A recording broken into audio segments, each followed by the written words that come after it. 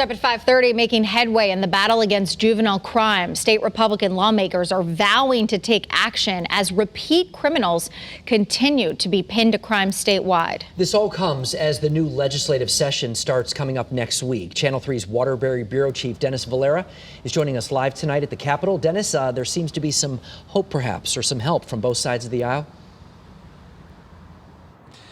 Yes, Mark and Aaron, earlier House Minority Leader Vincent Candelora, he said he's had a promising conversation with Democrats and the governor today saying that there is reasonable common ground. But for some, especially the victims in these crimes, something needed to happen a long time ago.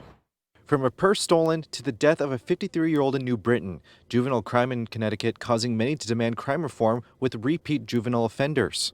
3 young boys. I mean, it was a blur, but I knew there were 3 kids in the car. It happened in 2019. Kathy Rasmus and her husband were at a stoplight when a car, driven by juveniles, hit them.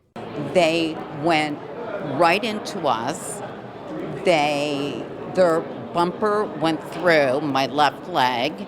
They pushed the motorcycle over, and they took off. Kathy's left leg ended up being amputated, completely turning her life upside down. She's one of several juvenile crime victims, part of the group Safe Streets Connecticut, who spoke at the Capitol, demanding reform get passed this legislative session. They were joined by House Republican lawmakers. We are not going to let up on this issue. We think it's important to all of our residents, no matter where you live, whether it's in a city or a suburb, and hopefully we'll be able to make some change before the election cycle.